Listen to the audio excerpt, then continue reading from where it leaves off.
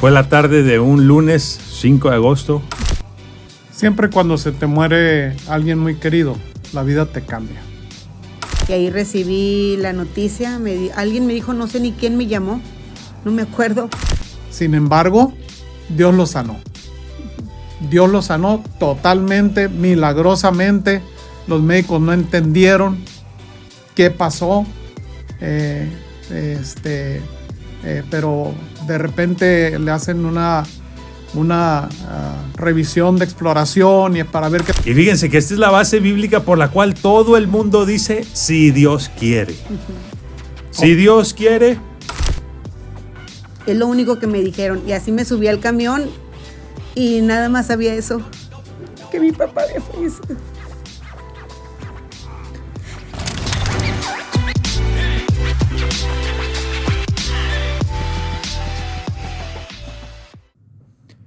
Hola, hola, hola. Estamos aquí en un episodio más de JN Podcast. Estamos en el episodio número 7. Tenemos invitados especiales. Para mí, muy especiales porque son mi familia. Los llevo en la sangre, los llevo en la carne. Tenemos en este día a mis tíos y les dejo que se presenten, que digan sus nombres. Hola, soy Siria Gaspar Castro, Siria Soledad Gaspar Castro y pues tengo 60 años. Yo vengo de Islahuacán de los Membrillos, es un pueblito cerca de Chapala y ahí estamos sirviendo en una iglesia hace 22 años. Ahí tenemos y soy mamá de 3 hijos y tengo un nieto, bien hermoso. Muy bien, y tío, adelante. Buenas tardes, yo soy Jorge Alejandro Gaspar Castro. Yo vengo de Navojoa. Ahí estoy pastoreando desde el 83. Ya vamos a cumplir 40 años ahí. Y pues es un gusto estar contigo aquí, con la familia, como familia. El gusto es para nosotros recibirlos aquí, ¿no? Y el motivo de que este día estemos aquí juntos es para compartirles a todos ustedes un gran testimonio de vida de un evento que sin duda les marcó a ustedes. Si yo que no había nacido, sin duda que me marcó también. Vamos a tocar ese tema ahorita, ¿no? De lo que vamos a hablar es del hecho de que hace ya varios años, tengo yo entendido, tíos, que fue en el año de 1985. Así es. Curiosamente el año del gran terremoto, ¿no? Sí. El gran terremoto en Ciudad de México. Pues al interior acá de la familia fue el gran terremoto, ¿no? El gran terremoto de los Gaspar. Ok, a lo que nos referimos, para todos ustedes amigos que nos estén escuchando o viendo el día de hoy, es al evento en el que fallecen 7 miembros de nuestra familia, Gaspar. Y voy a empezar por ahí, no sé si quiera ayudarme, tía. ¿Quiénes eran esas 7 personas que fallecen ese día? Y si puede decirnos qué día fue, la verdad yo no recuerdo. Creo que fue en agosto. Sí, el 5 de agosto de 1985. Eran mi papá, mi mamá, mi hermana mayor con sus 2 hijos más chiquitos, Jairito y Eliud, y 2 hermanos más pequeños, Juan Samuel y Obed Carlos. Eran 7 en total. 7 personas que se van en un solo momento, en un abrir y cerrar de ojos. La verdad que ¿cuántas personas habrán atravesado eso en su vida? Es muy difícil, muy difícil. Si cuando te hablan y que fallece, vamos a decir tu mamá, tu papá por separado, es duro, es pesado. Pero imagínate 7 miembros de tu familia inmediata en un solo momento, ¿no? En un mismo evento. Es algo bastante duro y bastante complicado. De ese será el tema, el testimonio que estaremos platicando el día de hoy, compartiendo con todos ustedes. Ya nos dijo mi tía, esas 7 personas, quiénes eran, ¿no? Y mi tía, vamos a mencionarlos por nombre, mi tía Noemí. Para hacer honor en su memoria. No tuve ahí ya el privilegio de conocerla yo en persona. Este evento sucedió pues en el 85, yo nací en el 87, 2 años después. Entonces no tuve ya el privilegio de conocerla a ella y y a ninguno de los que ahí fallecieron, ¿no? Mi tía Noemí, ¿no? ¿Nombre completo? ¿Tenía un segundo nombre, mi tía? No, solo Noemí. Noemí Gaspar Castro. Muy bien. Y mis abuelos, mi abuelo Alejandro Gaspar Ramírez. Gaspar Ramírez. Ajá, y mi mamá Noemí Esther Castro Espinosa. Ándale, Noemí Esther Castro Espinosa. Muy bien. Mencionamos sus nombres haciendo honor a su memoria. Sí. Vamos a ir abordando el tema, pero para platicarles, ellos en ese momento, cuando fallecen, cuando se da el accidente, porque fue un accidente automovilístico. Así es. Cuando sucede, ellos eran pastores también. Tengo entendido que aquí en Los Mochis y también allá en Navojoa, si puede platicarnos, tío, cómo era en aquel momento, o solamente eran pastores en Navojoa. Solamente ellos estaban pastoreando aquí. Aquí en Los Mochis. Aquí en Mochis, sí, en el ejido 5 de Mayo. Okay. Ahí estaban pastoreando en ese entonces, en ese momento. Muy bien. Eran pastores entonces en el ejido 5 de Mayo, aquí muy pegadito a la ciudad de Los Mochis, ¿no? Y bueno, vamos a hablar ahora ya un poquito acerca del accidente en sí. Fue accidente automovilístico. ¿Era en un traslado de Los Mochis, Navojoa? Sí, eso fue un lunes, lo recuerdo bien.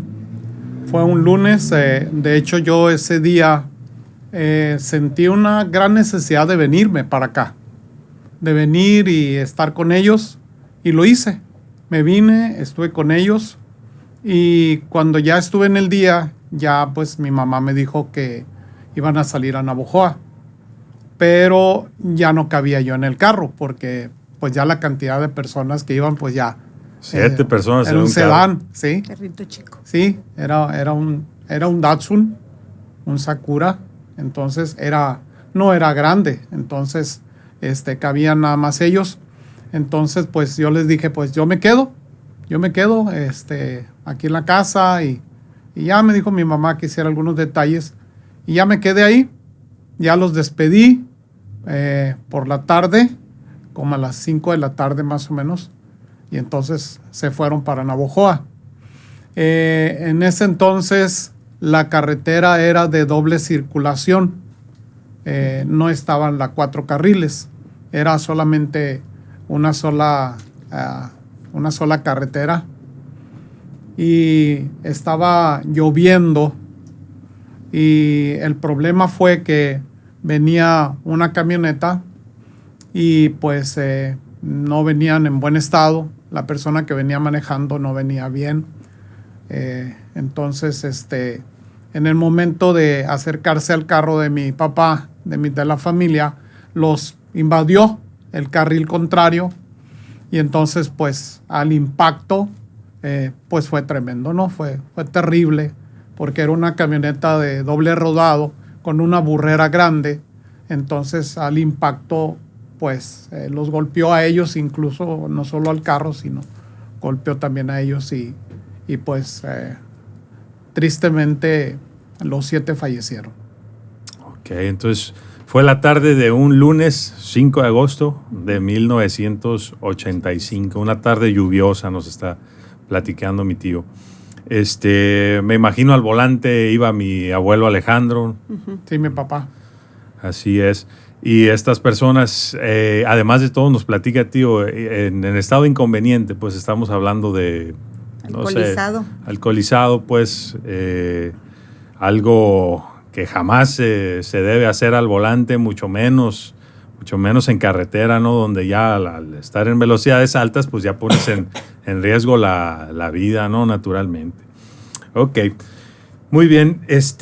Hablando de aquellos años, aquel año 1985, ¿en qué etapa de su vida se encontraban ustedes? ¿Cuál era, pues, la edad que ustedes tenían? Más o menos qué se encontraban haciendo, vamos a decir. Usted ya nos platicó, tío, estaba pastoreando, pero ¿en qué etapa? Porque ahorita nos dijo pastoreando desde el 83, entonces tenía poco. Tenía 1 año y medio de estar ahí en Navojoa. Pastoreando. Cuando sucedió eso. Mi papá tenía mucha relación con la familia en Navojoa. Entonces continuamente él y mi mamá, o nosotros veníamos para acá. Pero él era el que iba, él y mi mamá. Y en esa ocasión, pues eran vacaciones, ¿no? No había clases. Así es de que, sí, en agosto. Entonces, pues decidieron irse todos ellos en un mismo carro. Y pues tristemente, terriblemente, pasó aquel accidente tan terrible, tan fatal. Ok. En aquel año, ¿cuántos años tenía usted, tío? 25. 25 años. 25 años, no, hombre. Me acuerdo cuando yo tenía 25 años, no, para mí, pues como recién salido de la carrera y uno está todavía como que toda la vida por delante, pero pues ya me imagino con un evento como ese, el panorama y la vida te cambia y te cambia bien fuerte, te cambia de tajo. A los 25 años, pues yo ya había, gracias a Dios, terminado de estudiar, pero aún así la presencia de mis padres en mi vida era algo muy fuerte. A los 25 yo todavía no me casaba y tenía un montón de cosas a hacer por delante, ¿no? Uh-huh. Usted, tía, platíquenos. En ese año, ¿qué edad tenía? ¿Qué andaba usted haciendo? ¿Cuál era su contexto? Yo tenía 23 años casi. Y en ese tiempo, como eran vacaciones, había congresos de jóvenes en muchas partes. Entonces a veces le tocó cerca de Manzanillo. Y yo me fui a ese congreso de jóvenes cristianos. Y estaba allá cuando pasó el accidente. Entonces usted estaba en Manzanillo, Colima. En Manzanillo, sí. En un congreso. Uh-huh. Ándale, mire, son detalles que, por ejemplo, yo no los conocía, no sabía nada. Por eso no iba en el carro, porque yo siempre viajaba con ellos, porque vivía en casa, estaba soltera en ese tiempo. Ella era la que vivía en casa con mis papás. O sea, de otra manera, hubiera sido en otro tiempo, usted hubiera estado ahí con mis abuelos, pues viajando. Uh-huh. En esa ocasión, pues vamos a decir, puede decir la casualidad, pero es porque Dios así lo tenía planeado, que usted estaba en Manzanillo, Colima, en el Congreso, mientras mis abuelos emprendieron ese viaje. Sí. Ok. Muy bien. Teníamos entonces 3 niños también al interior de... 4. 4 niños. Sí, bueno, se puede decir que 4 porque Juan Samuel tenía 11 años en ese momento. Era un niño entonces era un niño. Pero los más pequeños tenían 3 años, 2. 2 de 3. 2 de 3 y 1 de 1. Y es bien curioso, fíjate, porque como en muchos accidentes, ¿no? Los más pequeños no murieron tan rápidamente. Los más pequeños fueron trasladados a la clínica del Carrizo, porque fue pasando la línea ya entrando a Sonora. Sonora, Sinaloa, ahí. Sí, ahí fue. Donde hay unos cerros ahí enfrente, en el kilómetro 86. Y los más pequeños fueron los que fueron trasladados a la clínica, a la unidad ahí en el Carrizo. Te digo porque cuando pasó el accidente, pues yo estaba aquí en casa de mis papás, me quedé solo. Y con mi cuñado.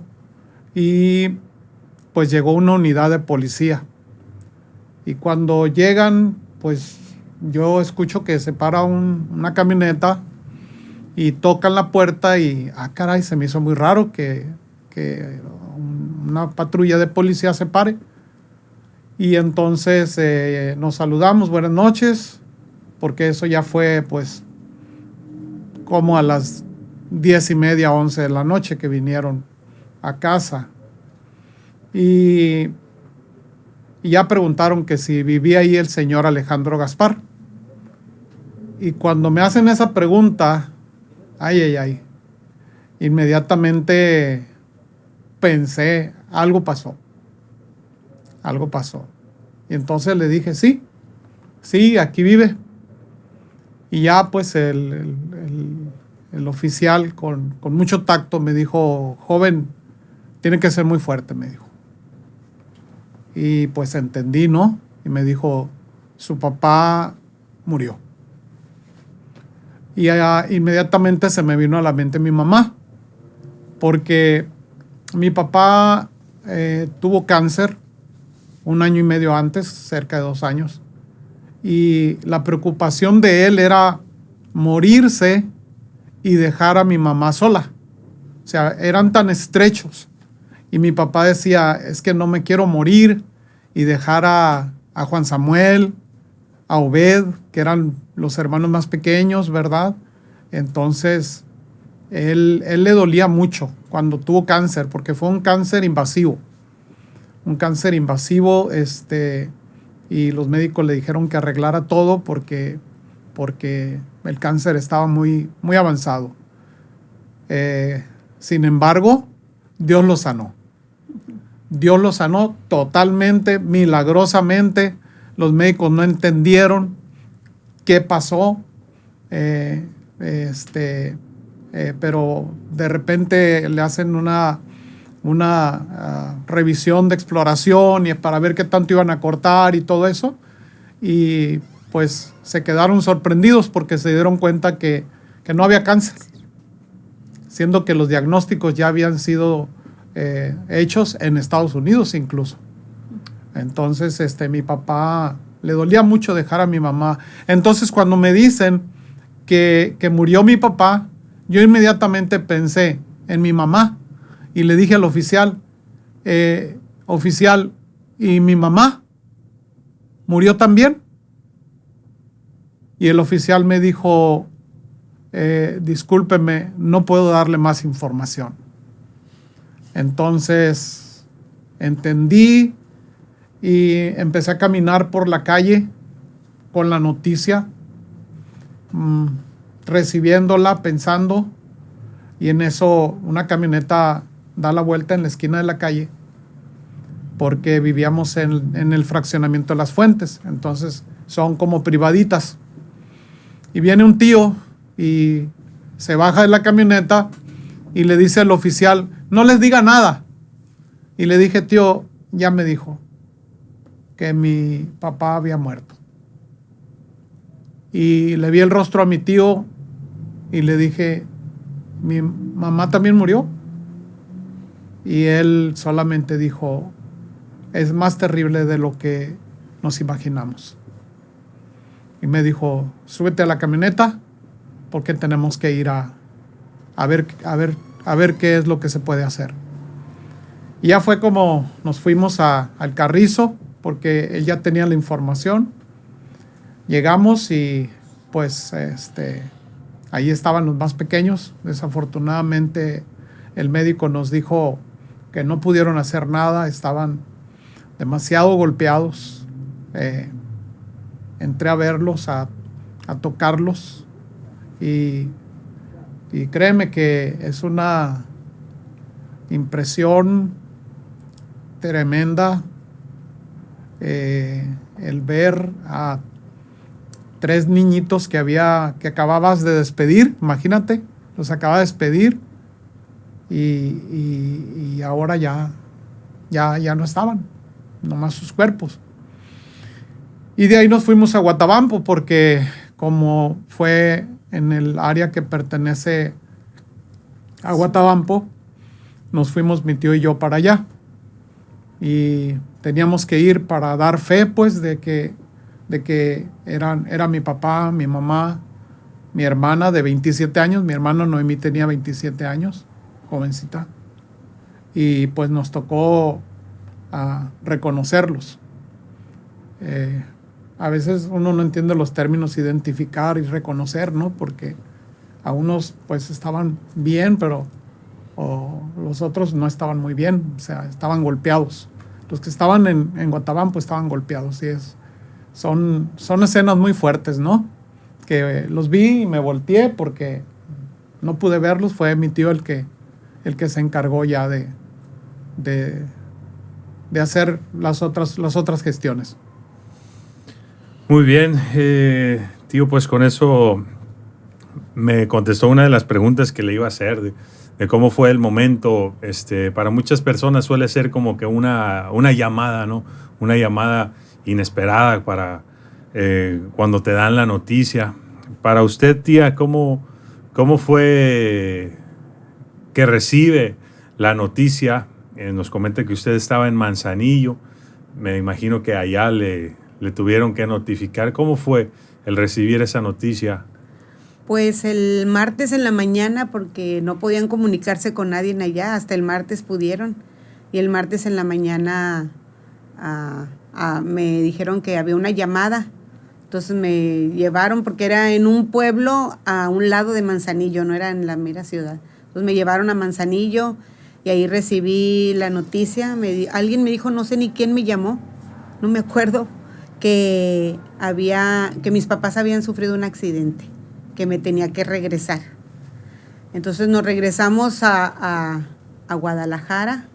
Y en Guadalajara pues íbamos a buscar un vuelo, pero era en agosto, no había vuelos, no había nada. Entonces nos venimos en camión y cuando me iba a subir al camión, un familiar de tu papá, de Joás, se acercó conmigo y me dijo, yo te quiero decir algo. Tu papá estuvo conmigo cuando murió mi mamá, así es que yo te quiero decir que tu papá falleció. Es lo único que me dijeron. Y así me subí al camión y nada más sabía eso, que mi papá había fallecido. Y todo el camino, pobres los que iban en el camión, porque toda la noche estuve llorando y imaginando que si había sido un accidente no iban a poder estar vivos los demás. Entonces yo le decía, Señor, déjame ver al que sea que esté uno vivo. Entonces cuando ya llegamos aquí a Mochis, nadie me dijo nada. Me recibieron mis tíos, me dieron una pastilla. Para tranquilizarme, y llegué a la funeraria y vi a los 7 cuerpos. Pero nadie me había dicho que habían fallecido todos. Las cajas decidimos que estuvieran cerradas. Sí. Para recordarlos vivos. Recordarlos cómo eran con vida y para que no se nos quedara la impresión tan dura de los golpes. Y recordarlos como ellos eran alegres y siempre sonriendo, mi papá, mi hermana, mis niños y todos siempre sonriendo, mi mami también. Así es que dijimos, nadie puede venir a verlos, solo hay que recordarlos como ellos estaban en vida. Muy bien. Quiero añadir o completar un poco el cuadro. Mi madre, que probablemente muchos de los que estén viendo o escuchando conozcan, mi madre Jael Gaspar, completaría esta terna de 3 hermanos, ¿no? que se quedan sin su familia nuclear, su familia inmediata, de la noche a la mañana. Para ese tiempo, mi madre ya estaba casada con mi papá, con Joás, y pues yo tengo las vivencias, experiencias que me ha compartido ella, y son lecciones de vida muy, muy grandes. Ustedes en propia carne estuvieron allí. Mi mamá me trasladó cuando yo ya tuve uso de razón, todos estos acontecimientos, a conforme ella los recordaba. Y a mí no me quedaba de otra más que imaginarme lo duro y lo difícil que es esto. Yo los veo ahora y los veo llorar, tíos. De alguna manera trato de componerme, guardar compostura, ¿no? Pero claro que me duele el corazón, porque yo algo que siempre estuve como pensando o reflexionando es cómo habría sido mi vida si yo hubiera tenido a la familia completa, pues. Si hubiera tenido a mi abuelo Alejandro, a mi abuela Noemí. Te hubieras divertido mucho con mi papá. A mi tía Noemí, sí. Ella era muy alegre, muy alegre. Siempre sonriendo, hasta en las fotos. Siempre salía riéndose. Y a mis primos, ¿ok? Y yo muchos años y por muchas ocasiones me llegué a preguntar eso, porque claro que alguien así en tu vida es alguien muy importante. O sea, los abuelos de uno siempre son, pues, unas figuras presentes, importantes en la vida de cualquier persona, ¿no? Y a mí solamente me tocó escuchar el cómo eran, el cómo se desenvolvían, y me decían y me platicaban, tu abuelo Alejandro trabajó en esto, trabajó en satélite, hacía esto, hacía lo otro, tu abuela Noemí, esto y lo otro. Y así crecí, escuchando las anécdotas, las experiencias, y siempre me hice esa pregunta: ¿cómo habría sido mi vida si hubieran estado ellos presentes? Ahora, mire, todo esto lo estamos tocando porque hay propósito. Hay propósito. En la partida de ellos hay propósito. Sí. Uno que naturalmente es carne y tiene sentimientos, claro que es muy duro y muy doloroso, muy, muy doloroso. Yo que no los conocí, me toca fibras sensibles, pues no me puedo ni alcanzar a imaginar lo que fue para ustedes todo eso. Pero hay propósito. El Señor se los llevó cuando Él quiso, y muchas personas, estoy seguro que se llegaron a preguntar el por qué. El por qué. Yo me acuerdo que mi padre mismo, una vez así me compartió, y que le preguntaba a Dios por qué, o para qué, o cuál es tu propósito en medio de todo esto. Porque si uno se pone a pensar, un matrimonio con su familia, y que además de todo eran siervos de Dios. Eran personas que buscaban cumplir la voluntad de Dios en esta tierra. Y uno se puede preguntar muchas cosas y llegarle a preguntar a Dios el por qué. Bien, sin embargo, en medio de todo esto había propósito. Y es aquí que quiero ya empezar a preguntarles, después de ese acontecimiento que sin duda marcó sus vidas, ¿cómo empezaron a desenvolverse y a, vamos a decir, evolucionar después de este evento que marca, impacta las vidas para siempre? ¿Cómo fue su proceso de decirle a Dios: ok, Señor, te los llevaste? ¿Cómo fue el duelo? ¿Cómo fue el tratar con esto tan duro en sus vidas? Empezamos con usted, tía. Pues me quedé yo sola.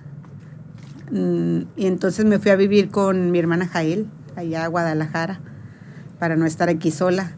Y fue en ese tiempo, el Señor me sostuvo, estuve ahí, pues sí, los extrañaba, lloraba, pero con el paso del tiempo yo fui como guardando rencor y estando enojada con Dios.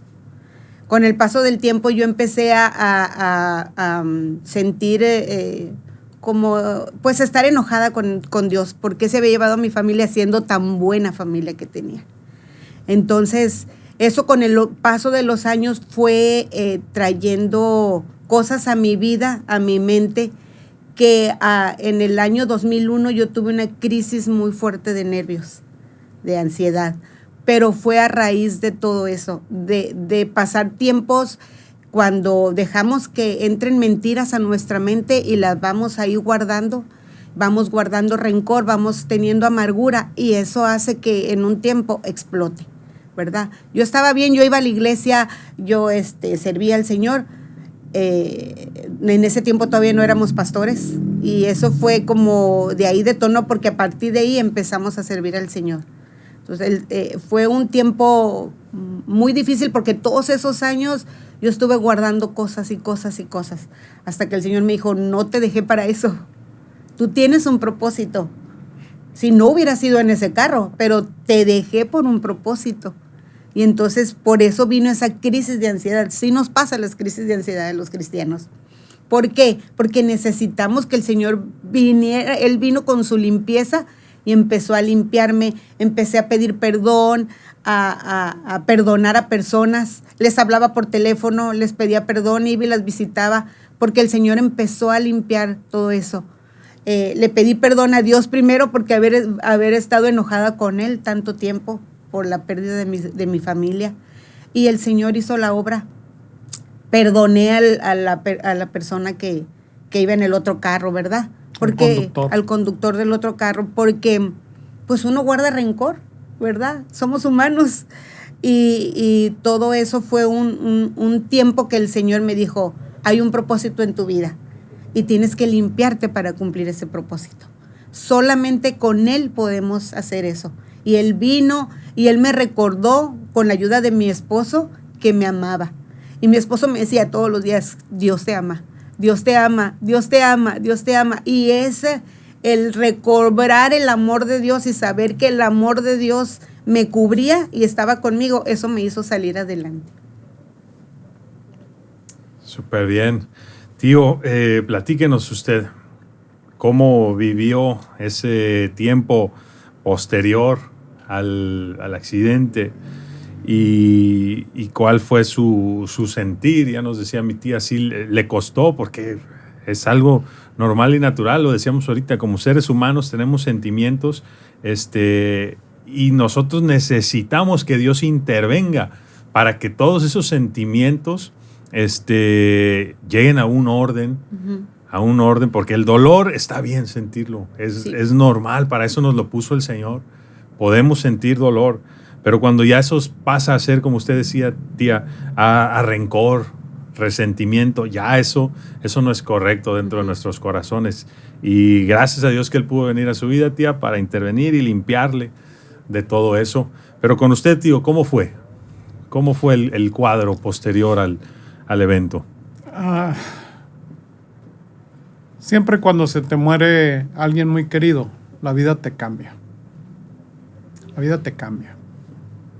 Y hay en psicología los procesos del duelo, que empieza con la negación, la ira, en fin, la crisis de ansiedad, de depresión y todo eso. Es muy terrible que se muera uno, que se muera un papá o una mamá, es muy terrible. Pero cuando son 7, no. Mira, fue el 5 de agosto. Luego llega el cumpleaños de papá. Y de Noemí. En septiembre, un mes después. Y luego llega Navidad. ¿Y a dónde vamos? ¿A dónde vamos? Porque en Navidad nos juntábamos en casa de mis papás. Todos, mi hermana Noemí, mis otros 2 hermanos, los 2 hijos de Noemí, su esposo, Clemente. Nosotros veníamos de Navojoa. Entonces, de repente, no hay Día del Padre. Ya se acerca el 10 de mayo. No hubo 10 de mayo ya. El Día del Niño. Los cumpleaños. O nuestros propios cumpleaños. Pero para mí lo más terrible de todo era Navidad. No había época más terrible para mí que Navidad. Por años. Por años.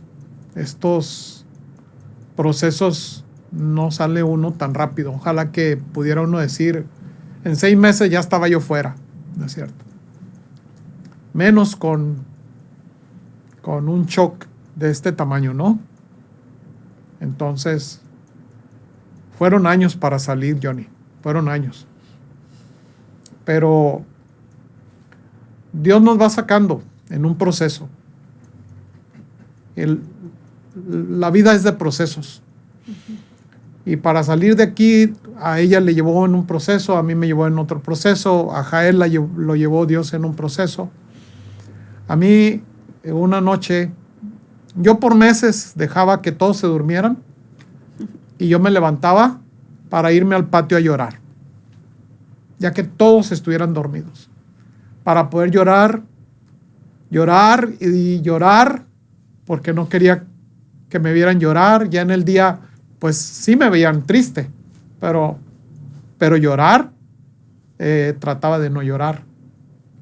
Era un joven y la verdad me daba pena que me vieran llorar, la gente de la iglesia. Entonces, pues yo seguí desarrollando lo que yo estaba haciendo, pero la verdad en mi corazón había un vacío impresionante.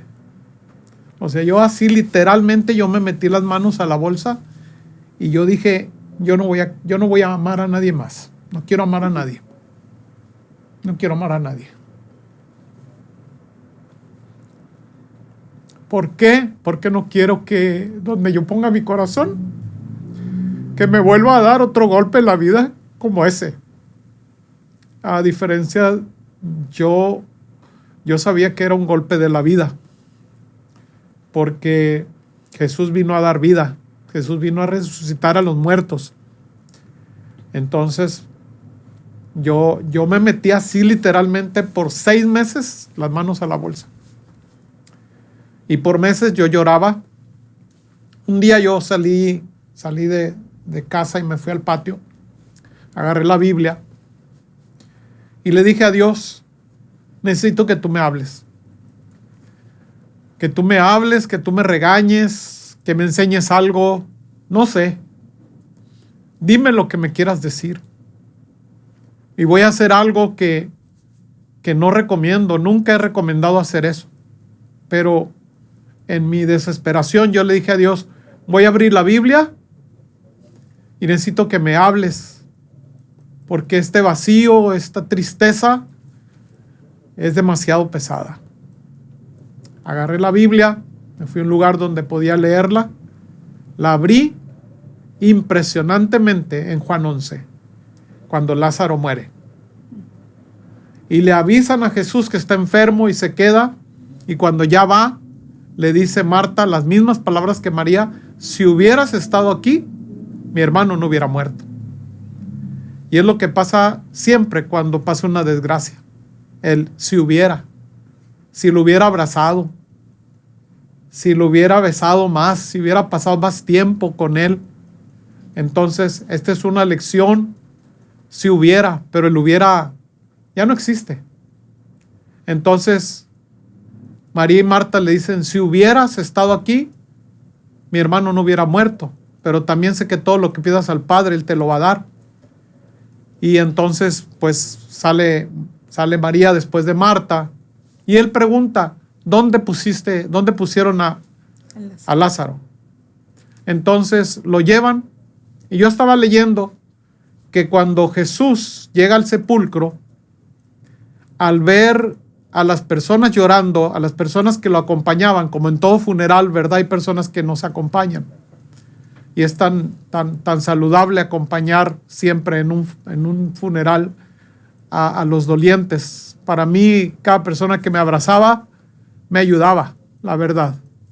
Y cuando yo leo que Jesús, al ver a las personas que lo acompañaban llorando, a María y Marta llorando, se estremeció en espíritu.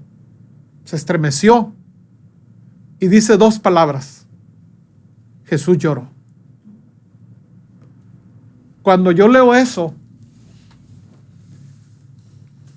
de parte de Dios, sentí que Dios me dijo, yo no me río cuando alguien que yo amo está llorando.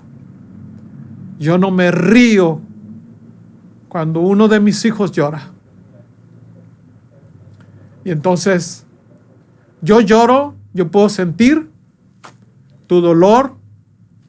Jesús lloró y luego dice enseguida que los judíos, al ver cómo lloraba, dijeron, ¿verdad? Mirad cuánto le amaba. Tenemos un Dios que siente nuestro dolor. Siente nuestro dolor. Jesús lloró, se estremeció en espíritu De tal manera que todos dijeron, mirad cuánto le amaba, o sea, cómo estaba llorando. No era una lagrimita. Cuando yo percibo eso de parte de Dios, de que Él no se ríe mientras yo lloro, entonces yo empecé a llorar y cerré la Biblia, entendí eso, y entonces se me viene un pasaje que dice, bienaventurados los que lloran, porque ellos recibirán consolación. Y entonces cuando se me viene a la mente ese pasaje, yo lloro más fuerte. Nadie me oía. Estaba retirado.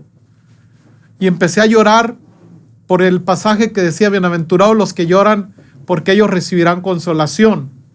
Pero ahora Dios me dijo otra cosa. Me dijo, sentí, para que tú recibas consolación, tienes que entender que mi hombro está dispuesto. Porque si tú lloras en tu soledad, te vas a amargar.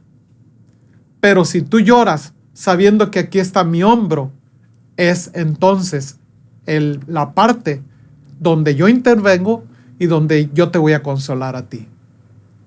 Y yo lloré mucho, pero lloré y a la vez me ponía en la silla donde estaba y me ponía como si estuviera en el hombro de Jesús llorando. Y créeme, Johnny, algo empezó a sanar y a sanar. Mucha gente dice, el tiempo sana esas heridas. No. El tiempo puede infectar una herida. Lo que sana una herida es lo que le aplicas a la herida. Eso es lo que sana la herida. Y cuando le aplicas el amor tierno de Jesús, que dice, aquí está mi hombro, yo me acurruqué, yo lloré, y algo empezó a sanar. Yo seguí llorando por muchos días, ¿sí? Seguí llorando, pero con un sentimiento diferente. Ahora sentí el consuelo y la compañía de Dios y saber que Él no se reía, que Él podía sentir, Él siente nuestro dolor y a Él le duele nuestro dolor. Esa es una gran verdad. Por eso Él lloró. Porque Él vio a las mujeres llorando. Dice, al ver a las mujeres llorando, a María y Marta llorando, Él lloró. ¿Cómo lloraría? No lo sé, pero no fueron lágrimas. Él lloró en verdad. Así es, ahorita lo comentábamos, Él puso esos sentimientos en nosotros porque fuimos creados a su imagen y semejanza. Eso quiere decir que esos sentimientos el Señor mismo los creó. El dolor es parte de, el llorar es parte de, y la palabra dice que hay tiempo para todo, tiempo de llorar y tiempo de reír, tiempo de bailar y tiempo de lamentar. Entonces, para todo hay tiempo. Y algo que quiero rescatar, tío, de lo que usted comentaba ahorita. En Mateo 9 se dice que Jesús dijo, los sanos no tienen necesidad de médico, sino los enfermos. Entonces usted comentaba, lo que sana una herida es lo que se le aplica a esa herida. Entonces, qué importante es el poder reconocer cuando uno está herido en el corazón. Usted puede aplicar sobre esa herida la palabra para recibir la medicina que usted necesite, de acuerdo a su situación. Vamos a empezar con el cierre de este podcast. Yo quiero compartirles algo, tíos, parte del propósito de todo esto, del cómo partieron mis abuelos y cómo se fueron de esa manera. Con el tiempo, mi madre, les decía hace unos instantes, me empezó a compartir sus experiencias, el cómo eran mis abuelos, el cómo vivieron, mi tía Noemí, mis sobrinos, mis primos. Tus primos. Y me dejó una gran lección de vida mi madre que hasta la fecha no se me olvida y que ha sido una lección que yo he podido compartir con muchas personas en funerales. Y créanme que cada vez que me paro a compartir en un funeral, porque me toca servir en un ministerio de evangelistas, en el que nos vamos y nos paramos enfrente en un funeral, cuando hay un montón de gente llorando, doliéndose, nadie quisiera estar ahí, ¿Cuánta gente no dice, y es algo muy normal decir, no, yo no quiero ir al funeral porque no me gusta ir? Mano, pues ¿a quién le gusta ir a un funeral? Nadie va de ganas, nadie se está esperando que llegue un funeral para ir. Nadie. Entonces empecé a servir en esa área de evangelistas aquí en la Congre y me llamaron a compartir en los funerales. Recuerdo la primera vez y todo, me tocó hablar con Johnny Quintero y le dije, mano, pues es que a mí no me gustan los funerales. Pues me tengo que decir, ¿y a quién le gustan? Nadie está esperando que llegue un funeral, jamás. Pero a nosotros nos toca entrar en esa hora, mano, sembrar palabra, llevar aliento, llevar consuelo a las vidas que más lo necesitan en ese momento. Entonces aquí voy con esa lección que me dio mi madre, que está en Santiago. Bien, Santiago, y muy específicamente el versículo 13, Santiago 4:13, dice, vamos ahora, los que decís, hoy y mañana iremos a tal ciudad y estaremos allá un año, traficaremos y ganaremos. O sea, es alguien que está diciendo, yo tengo estos planes, voy a ir a hacer esto, voy a hacer acá, voy a hacer allá. Bien, y versículo 14 dice, cuando no sabéis lo que será mañana, porque ¿qué es vuestra vida? Ciertamente es neblina que se aparece por un poco de tiempo y luego se desvanece. Mi madre me enseñó eso a mí cuando yo ya tuve uso de razón. La verdad no recuerdo ni qué edad tenía. Y me dijo, hijo, así es nuestra vida. El Señor nos la da y estamos aquí en esta tierra por algo de tiempo. Es como neblina que en un momento está y luego se desvanece. Pero enseguidita viene lo que es para mí lo más importante. Dice, en lugar de lo cual deberías decir, si el Señor quiere, viviremos y haremos esto o aquello. Y fíjense que esta es la base bíblica por la cual todo el mundo dice, si Dios quiere. Si Dios quiere, haré esto. Si Dios quiere, haré aquello. ¿Y cuánta gente utiliza esas palabras sin realmente tenerlas en su corazón y saber que es porque el Señor debe ser el centro de nuestra vida? Si Él quiere, yo vivo mañana y voy y puedo hacer lo que yo quiera en tal ciudad, me gano trabajo, en lo que sea. Si Él quiere, porque no sabemos lo que será el día de mañana. Entonces, esta lección, ella me la trasladó a mí cuando yo tenía ya uso de razón y me enseñó y me dijo, mira, yo aprendí, nuestra vida en esta tierra es pasajera. Lo importante es tener al Señor como centro de tu vida, porque si Él quiere, tú puedes hacer esto o aquello, si Él quiere. Entonces, esta palabra yo la tengo muy profundamente clavada, guardada en mi corazón, y se la he podido compartir a muchísimas personas en muchos funerales. Y cuando me paro ahí, tíos, créanme, el último que me tocó hace una semana, iba llegando, tía, de Guadalajara, de estar con usted allá. El día que llegué aquí a Guadalajara, me llaman. Mano, hay servicio, hay que atender. Y así es. ¿Por qué? Porque nadie espera un funeral. Nadie espera nunca una llamada como esta, de las que te cambian la vida por completo. Entonces atendí, y estando ahí en ese funeral, cómo me acordaba de mis abuelos y cómo le decía a Dios, aquí está parte de tu propósito. Y yo podía compartirle a las personas sentadas en esa sala, llorando, doliéndose, y diciéndoles, es normal sentir todo esto, porque el Señor puso los sentimientos en nuestro corazón, y es normal que nos duela. Pero necesitamos poner al Señor como centro de nuestras vidas, como cierra aquí este pasaje, para que ya después todos esos sentimientos puedan acomodarse donde deben de acomodarse. Al mismo tiempo, este episodio yo lo traía en mi corazón desde hace mucho. Quería usarlo también como una manera de honrar la memoria de mis abuelos. Parte de todo el propósito también de que esto sucediera es que un día llegaron mis padres aquí a Los Mochis. Dios así lo quiso, que un día llegaran ellos para acá, esa ciudad donde ellos estuvieron viviendo y pastoreando antes de partir. Ellos volvieron para acá, y mis papás con el tiempo iniciaron una obra que hoy se conoce como Jehová Nissi. Entonces, parte de todo el propósito aquí está. Sí, yo pudiera también añadir esa parte que mencionó Jesucristo. Bienaventurados los que lloran porque ellos recibirán consolación. Entonces, aquí estamos, consolados, no amargados. No. Ella, yo, Jael, yo, consolados con el dulce amor de Dios, sí. Consolados con un gracias Dios por el Padre que me diste.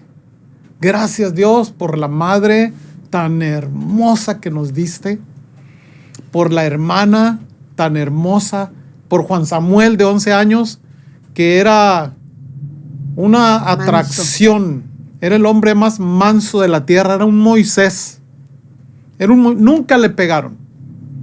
Entonces, el recuerdo sigue teniendo un matiz de dolor, pero no de amargura. No. Ahora, esa amargura que fue inicial, ese dolor tan profundo, se volvió algo dulce. Ahora ese recuerdo de nuestros padres, gracias a Dios, porque Jesús era el centro de sus vidas, porque ellos no nos pertenecían a nosotros, porque ellos ya se habían entregado a Dios, no eran de nosotros. Entonces, hoy recordamos y nos duele, ¿sí? Pero no con amargura. Nos duele y podemos llorar, pero con un sentimiento de una dulzura, de decir, gracias Dios. Qué bendición nos diste de tener esos padres por 25, por 23 años, por 24, tu mamá, ¿verdad? Es una cosa dulce, agradable, hoy recordarlos, ¿verdad? Ver su fotografía quizás, que en un principio no las podíamos ver. La verdad, yo quité todas las fotografías de casa. Yo las quité porque no podía mirarlas. Hoy las puedo ver y las puedo disfrutar porque esas palabras de Jesús son verdaderas como todo lo que Dios dijo. Hemos recibido consolación, nos amamos mucho, nosotros tres. Sí. ¿Tiene propósito? Claro que sí. Podemos estar en cualquier funeral y podemos llegar con alguien, tocarle y decirle: sé lo que sientes. Sé lo que sientes. ¿Y quién nos va a decir? Ustedes no me entienden. O sea, podemos llegar con una madre, con un hijo y decirle: ¿sabes qué? Entendemos tu dolor. Lo entendemos. Y la gente que sabe lo que hemos vivido dice: es verdad. Hemos recibido testimonios de gente que dijeron: cuando llegaste y me tocaste y me dijiste, yo sé lo que estás pasando, en verdad como que volví a la realidad. Salí de un shock como diciendo, o sea, hay alguien que entiende. Y damos gracias a Dios, como tú decías, tiene propósitos, muchos propósitos tuvo todo eso, muchos propósitos. Y pues en Dios hay consolación y aprovechar el tiempo también, para que si hubiera en la familia, aprovechemos en la vida. Todos cometemos muchos errores de descuidar nuestra relación con Dios, descuidar nuestra relación como familia. Todos cometemos errores, pero es bueno recordar eso, que aprovechar el tiempo. Así es, qué dulce escucharles también, tía. No sé si quiera añadir algo final, después de todo este tiempo que puede recapacitar, voltear hacia atrás, recordar a mis abuelos, sus padres, a sus hermanos y para ustedes sí, sobrinos también que se fueron. Algo que gustara añadir. Pues siempre me quedó el ejemplo de mi papá, que fue un hombre lleno de amor. Entonces, en el tiempo que yo culpé a Dios por eso, porque se llevó a un hombre tan bueno y tan lleno de amor, ahora puedo saber que ese hombre lleno de amor tenía a Dios, por eso reflejaba el amor. Entonces, para poder nosotros reflejar el amor, tenemos que conocer a Dios, porque Dios es amor. Y eso es lo más importante, tener al Señor en nosotros. Es la única forma que nos va a hacer mostrar el amor a otros. No importa lo que nos hayan hecho, porque si está el Señor con nosotros, podemos amarlos. Muy bien, muchísimas gracias, tío, por haber compartido este tiempo con nosotros y con todas las personas que van a escuchar esto. Yo sé que será de bendición para muchas personas. El duelo es parte de nuestra vida. El Señor por eso puso un inicio y un final a nuestra vida, y el duelo pues es inevitable, es parte de. Tenemos que de alguna manera estar preparados para cuando suceda, que nadie lo está, porque hasta que no te sucede, mano, pues nunca lo había vivido antes, ¿no? Pero con todas estas experiencias a usted le puede quedar cómo tratar con todo eso que viene a golpear el corazón. Muchísimas gracias por este tiempo, gracias por sus lágrimas, por sus palabras. Una vez más lo vuelvo a decir, y me toca fibras sensibles, ¿no? Gracias, Señor, por la vida de mis abuelos. Gracias a Dios. Y con eso cerramos este episodio. Muchas gracias por escucharnos. Gente hermosa. Que el Señor le bendiga.